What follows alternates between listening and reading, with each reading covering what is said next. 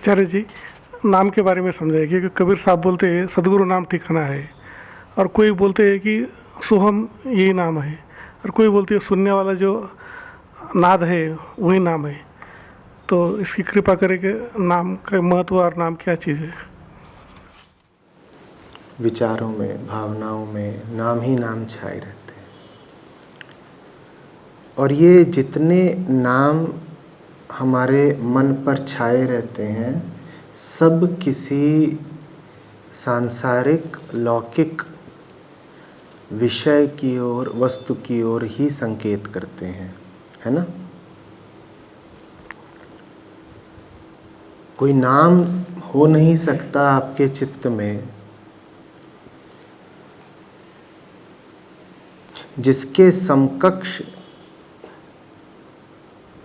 आप कोई छवि न खड़ी कर लें।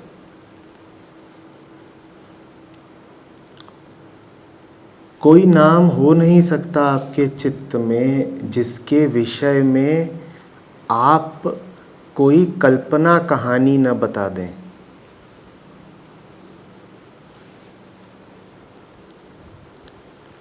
आप नाम लीजिए और अभी प्रयोग कर लीजिए। जितने भी नाम हैं आपके मन में, क्या उनमें से कोई भी ऐसा है जिसके बारे में आप कुछ कह ना पाए, कुछ सोच ना पाए? क्या एक भी नाम ऐसा है? जहां से ढूंढ के लाने हो नाम ले आ लीजिए। कोई नाम नहीं मिलेगा जिसके विषय में आप कुछ कह ही न पाए।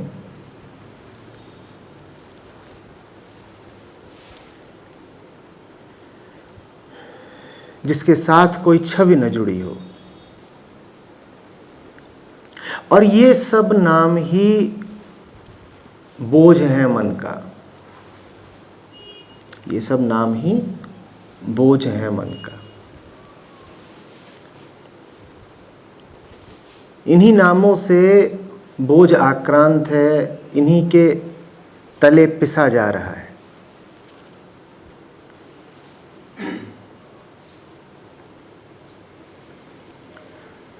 पर मन को तो नाम चाहिए। बिना नाम के वो आगे ही नहीं बढ़ता, जीता ही नहीं, मानता ही नहीं। तो फिर गुरुओं ने एक विधि निकाली। उन्होंने कहा कि हम एक खास नाम की रचना करते हैं जो मन की जिद भी पूरी कर देगा और मन का बोझ भी नहीं बनेगा। मन की जिद क्या है? नाम चाहिए। और वही नाम मन का बोझ क्यों बन जाता है? क्योंकि उस नाम के समकक्ष खड़ी होती है एक सांसारिक छवि और कल्पना और कहानी, है ना। तो मन में नाम नहीं प्रवेश करता, नाम के साथ साथ प्रवेश कर जाता है संसार। नाम है और नाम की पूंछ से बंधा हुआ है संसार। ठीक है ना। तुमने कहा पानी, तो वो पा और नी थोड़े ही है। पानी माने तो फिर पानी, पानी माने तो संसार। तुमने कहा पानी और तुम्हारे चित्त में पा और नी के साथ प्रवेश कर गया संसार। ठीक है ना। तुमने कहा सुरेश या सुधा। अब सुनने में तो न सुरेश कुछ न सुधा कुछ, पर सुरेश कहते ही मन में क्या क्या उठ गया। अरे कहानियों का पूरा एक जत्था, सुरेश से संबंधित वो सब अनुभव और स्मृतियां जिनसे तुम गुजर चुके हो, है ना। और सुधा तुमने कहा नहीं कि तूफान खड़ा हो गया चित्त में, क्योंकि सुधा शब्द, सु और धा का संबंध संसार के एक व्यक्ति से है, संसार के एक विषय से है। तो मन की जिद कि कुछ चाहिए, लेकिन कुछ मांगने में उसे बहुत कुछ ऐसा मिल जाता है जो उसी का बोझ और बीमारी बन जाता है। तो हमने कहा कि गुरुओं ने फिर एक विधि निकाली। विधि ये थी कि मन को नाम चाहिए, दे दो नाम, पर ऐसा नाम दो जिसका संसार से कोई संबंध ही ना हो, जिसकी पूंछ में कोई धागा ना बंधा हो संसार से जुड़ा हुआ। उस नाम को कोई नाम नहीं दिया गया, उसको बस कहा गया नाम। तो संत कहते हैं नाम सुमिरो, नाम सुमिरो, नाम सुमिरो। आप सोचते होंगे अरे किसका नाम सुमिरे, वो बताएंगे ही नहीं, वो कहेंगे नाम सुमिरो। न सुधा न सुरेश, न गाड़ी न घोड़ा, बस नाम। उस नाम को कभी सतनाम कह देते हैं, कभी सोहम कह देते हैं, कभी राम नाम कह देते हैं। तुम उस नाम को जैसे चाहो कह लो, एक बात पक्की है, उस नाम का संसार की किसी वस्तु से, विषय से, व्यक्ति से कोई संबंध नहीं है। तो नाम तो मिल गया, पर नाम के साथ साथ जो जहर मिलता था, जो बोझ मिलता था, वो नहीं मिला। तो लाभ क्या हुआ? लाभ ये हुआ कि इस नाम को जब तुम सुमिरोगे, और अगर तुम्हारा सुमिरन सच्चा है और निष्ठावान है, तो ये नाम तुम्हारे मन में बाकी जितने नाम छाए हुए हैं उनको बाहर कर देगा, बेदखल कर देगा। तुम बाहर निकलो, क्योंकि तुम तो सुमिरे जा रहे हो ना, राम राम राम राम। अब जब राम राम सुमिर रहे हो तो मन में बाकी सब जो बैठे थे, कौन कौन, सुधया, सुरेश, पहलवान, इन सब का क्या हुआ? ये बाहर निकल गए, इनके लिए जगह ही नहीं बची। सारी जगह तुमने किसको दे दी? राम को। तो ये बाकी सब सुधा, सुरेश, गाड़ी, घोड़ा, बंदर, बिच्छू सब बाहर निकल गए। निकलना ही पड़ा, मजबूरी में निकलना पड़ा। जैसे कि धक्के खा के कोई बाहर निकले, ऐसे निकलना पड़ा। अब भीतर क्या है? नाम, सतनाम। अब सतनाम भीतर तो है, पर भीतर ऐसे है जैसे शून्य होता है भीतर।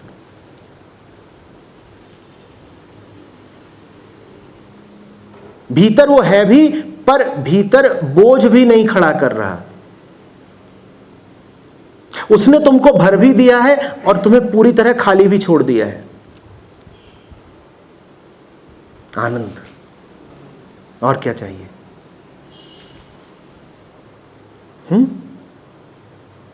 समझ में आ रही बात? इसीलिए कोई अर्थ नहीं होता न ओंकार का, न सतनाम का, न सोहम का।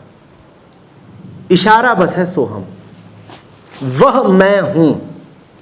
अब वह माने क्या, यह नहीं बताया जाएगा, क्योंकि वह बता दिया तो वो संसार की कोई वस्तु बन जाएगा। संसार की वस्तुओं का ही विवरण दिया जा सकता है, तो इतना कह के छोड़ दिया जाता है, वह, दैट।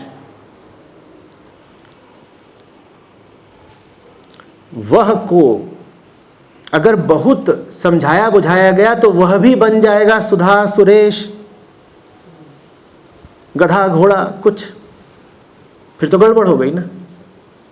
तो तत् कह के छोड़ देते हैं।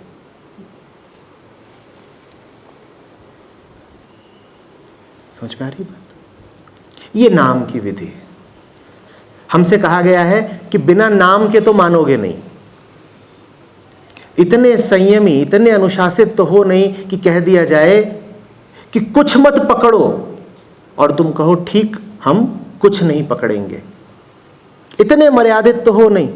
गुरुओं ने देख लिया कि चेले में इतना दम नहीं है कि उससे कह दे कि हाथ खुले रखो, खाली हाथ आना, खाली हाथ जाना, बीच में क्या भींचते हो, और चेला बात मान भी जाए। चेला तो बार बार बोलता है कुछ चाहिए, पुष्प पकड़ने के लिए चाहिए, और जो कुछ भी पकड़ने को चाहिए होता है उसका होता है एक नाम। तो गुरु ने कहा ठीक, देते हैं नाम, पर ऐसा नाम देंगे ऐसा विशेष नाम देंगे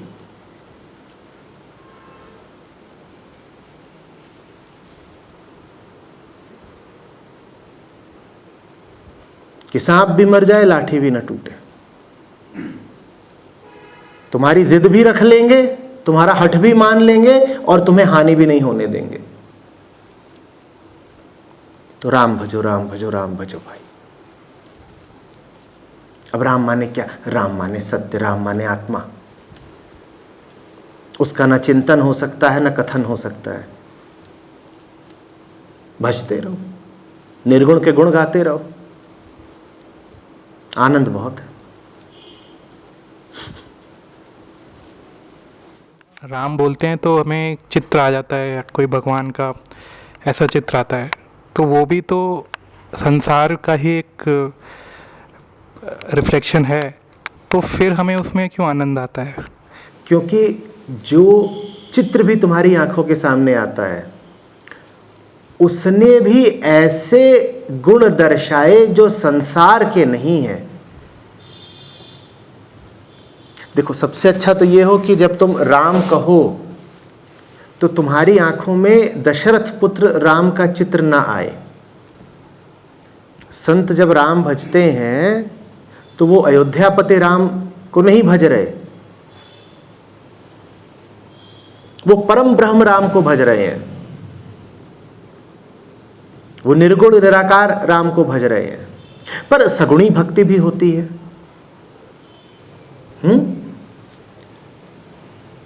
ऐसे भी होता है भजना कि तुम राम भजो और तुम्हारी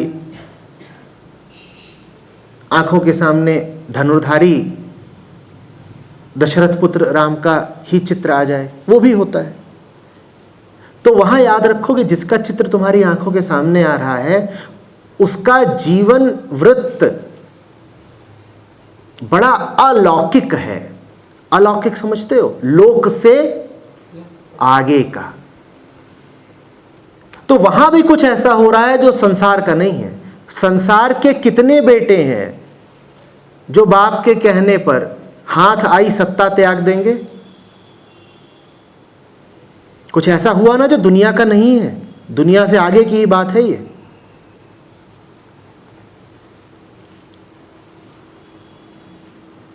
बोलो, संसार के कितने भाई हैं जो महल और शासन और सुविधाएं छोड़कर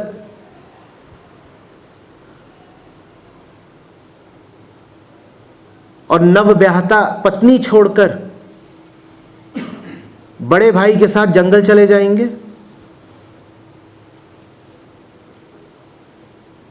पर आचार्य जी, वो भी तो गुण हुआ। वो संसार से पार का गुण है। तुम उसे अगर गुण भी कहना चाहते हो तो वो सात्विक गुणों में भी श्रेष्ठतम है। तो अगर तुम मर्यादा पुरुषोत्तम राम को भजोगे तो तुम्हें उसके अनुसार गुणों की प्राप्ति हो जाएगी। तुम अगर गुणातीत जाना चाहते हो तो फिर निराकार राम को भजो।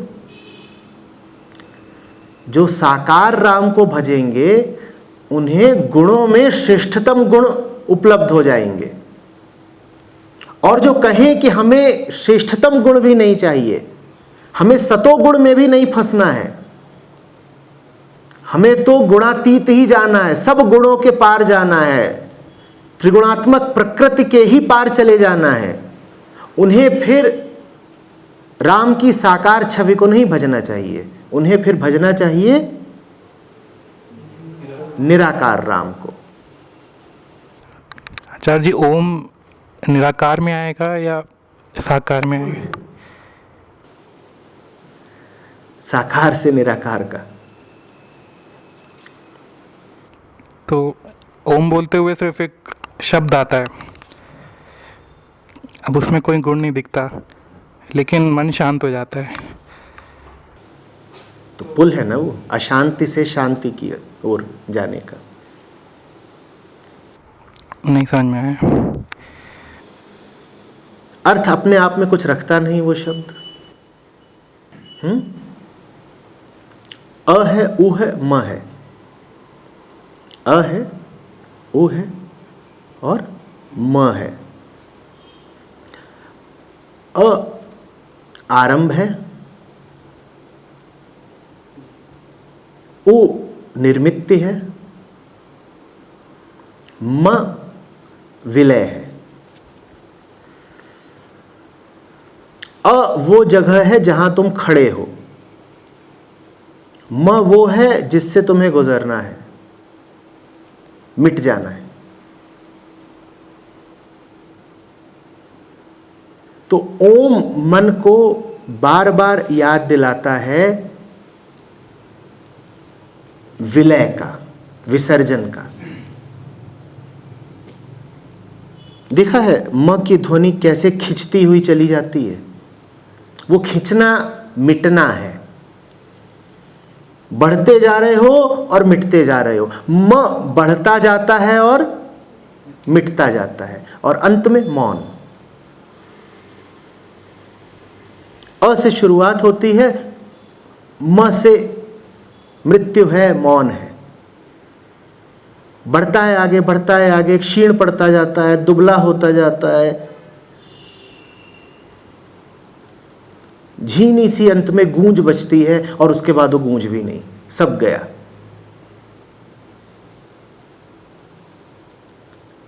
जैसे कुछ होने से कुछ न होने तक की यात्रा हो गई। इस यात्रा को प्रणव कहते हैं। ये तुम्हें तुम्हारी सच्चाई से अवगत करा देता है। ऐसे हैं हम। हो तो गए हैं,